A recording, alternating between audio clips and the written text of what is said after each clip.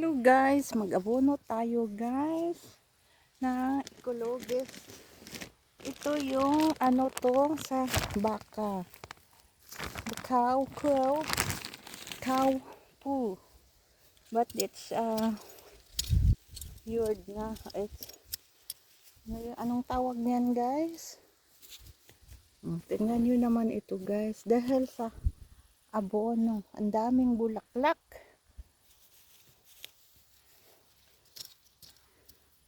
Ayun, kakayuri natin ganyan. Tapos lagyan ng abono. Lagyan natin guys ng abono. Para gumanda ang mga bulaklak. Yun, ito, ganonin lang dito sa puno.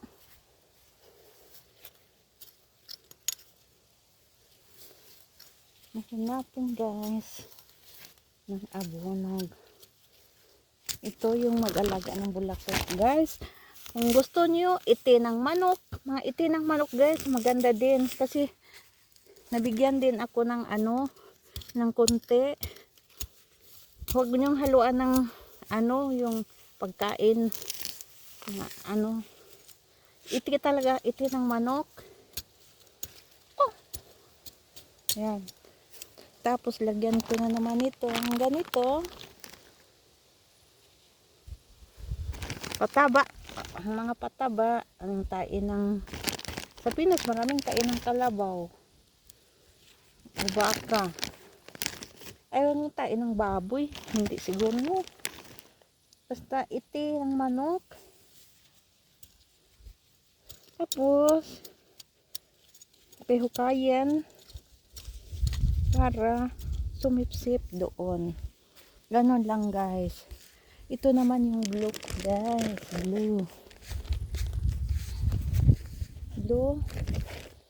Saka yung blue naman gan taba-taba niya.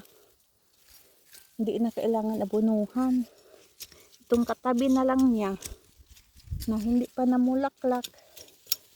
Kailangan abunuhan to para bumulaklak.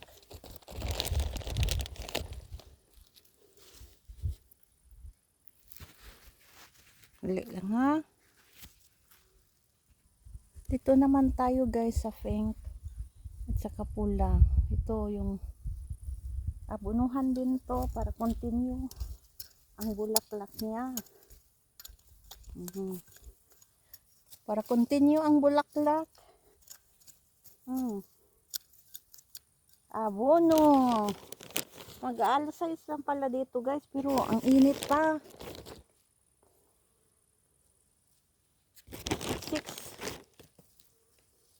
PM in the afternoon here. But the sunlight is kailangan ko to abunuhan guys. Ang ganda. Look at that guys. Ang ganda niya. Iti sa manok at saka pero 2 beses ko na to inabunuhan ng kainang baka guys. Continue lang tayo nito para next year taba to. Ganun lang siya. Bunuhan ang mga bulaklak ng tae ng baka o kaya kalabaw sa Pinas. Saka iti ng manok. At saka yung mga dahon.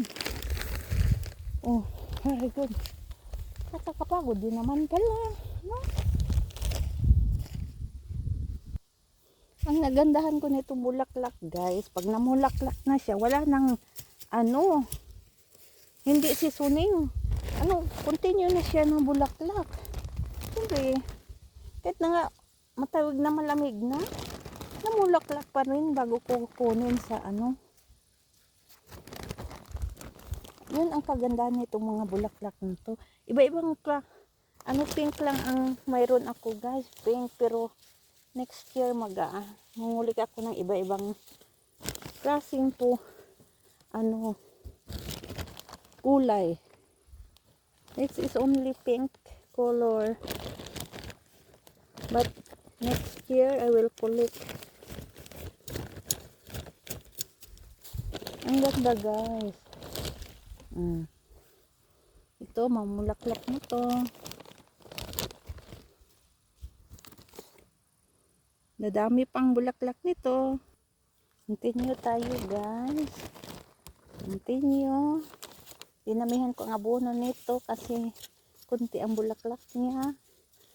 Tapos kailangan natin itong ganun disturbuhin yung ugat niya at lagyan ng abono na Ecologist. Kain ng baka na naging lupa na. Ganyan dito sa Norway guys. Ang daming Ecologist. Blue bar, youth bar. Marami akong nakain dito ng Ecologist.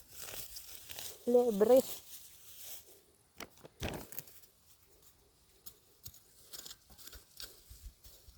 Guys.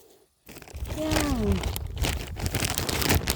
Ang maani natin ito sa bulaklak guys, yung kagandahan. Yung pag galing ka sa trabaho mo, tapos nag-drive ka ng car mo, nakita mo na agad yung garden mo. Namulaklak. Paglabas mo ng bahay, umaga pa, nakita mo na maraming paru-paro. Tsaka maraming naamoy mo na yung ano ng bulaklak.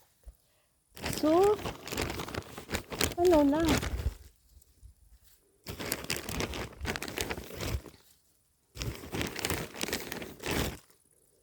Bulaklak at saka kamatis. At saka may chili ako dito guys. Dami kong chili.